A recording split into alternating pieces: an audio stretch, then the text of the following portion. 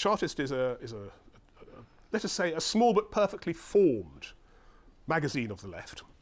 And I have been working for them longer than for anybody else. I've been working for them since 1985.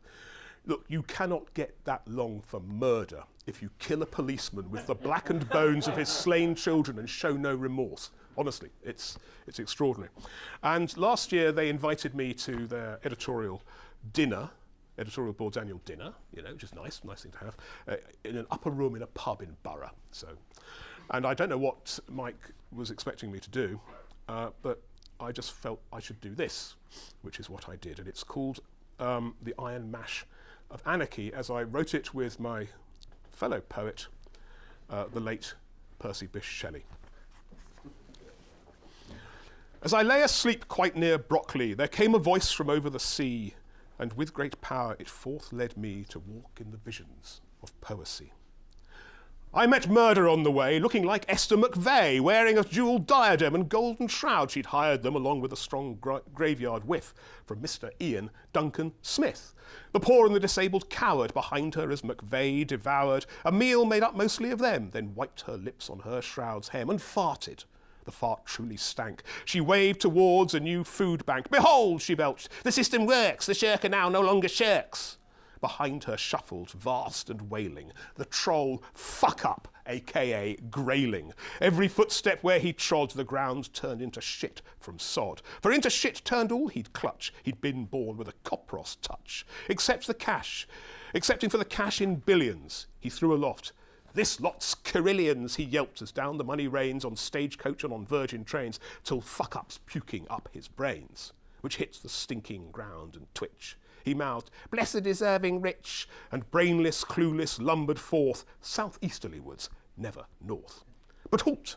There's something he'd forgotten. The huge troll hugged a misbegotten weedy man, a dark excrescence, an anti-thing, an absent presence, and beaming introduced the runt. This is my twin, Jeremy Hunt. Next, writhing past like a disease and squeaking, death to expertise, and looking like a startled quail, is Govey, who is called Betrayal. Sloth shuffles by, seeks where his grave is, looking just like David Davis, questing for eternal rest from haggling to be second best. He yawns, then passes both his socks to madness known as Liam Fox, who sniffs them with excited squeals, fantasizing new trade deals. And all the cranks, careerists, chancers peer with dark, suspicious glances at the colleagues who they hate, hoping they won't share their fate. Yet even while the cliff edge beckons, not a single one there reckons he's as vile as who comes now, grunting like a farrowing sow. Ambition preens and starts to ponce and takes the form of Boris Johnson, before mutating into lard and hissing Brexit soft or hard.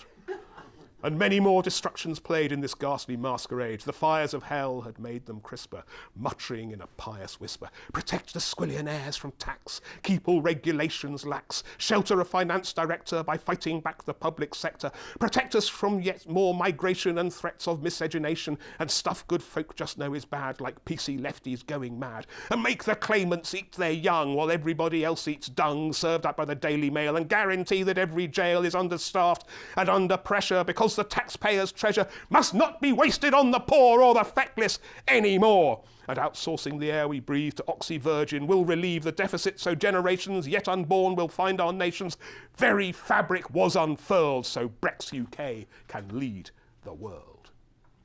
The foul parade was now quite tired, so had a little snooze. A fire destroyed the block by which they slept, but things like that had never kept the likes of them from easeful kipping, and in their peaceful dreams they're skipping through fields of wheat just for a joke, and quite free of the Brussels yoke.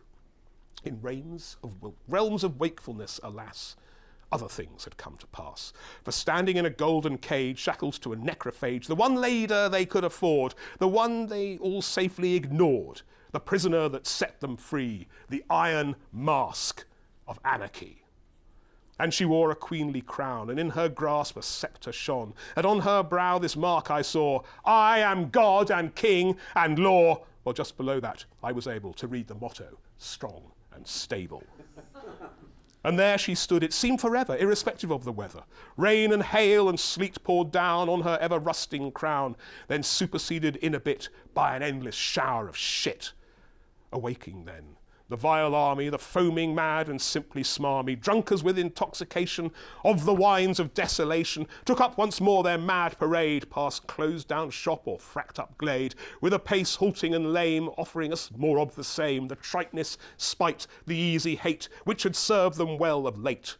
O'er fields and towns, from sea to sea, past the pageant, swift and free, tearing up and trampling down, till they came to London town.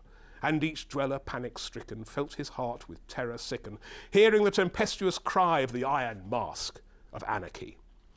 For from pomp to meet her came, clothed in arms like blood and flame, the hired murderers who did sing, "Thou art God and Law and King. We have waited, weak and lone, for thy coming wobbly one. Our purses are empty, our swords are cold. Give us glory and blood and gold." Lawyers and priests, a motley crowd, to the earth their pale brows bowed, like a bad prayer not over loud, whispering, "Thou art Law and God." And then all cried with one accord, "Thou art King and God and Lord, Anarchy, to thee we bow. Be thy name made holy now." And Anarchy, that trembling queen, bowed with an uneven grin and started to speak with a stammer, to say the best school is a grammar. Then as their slave she asked once more her mob to seize the bank and tower, and was proceeding with intent to shackle pensioned parliament, when one fled past, a maniac maid, and her name was Hope, she said. But she looked more like despair, and she cried out in the air, "For Christ's sake, just get on with it, and let's get to that lovely bit, so we can dance and all make merry, like Jeremy did at Glastonbury. My name is Hope, and that's the point, because we don't need to smoke a joint to make this one a special day. We know there is another way.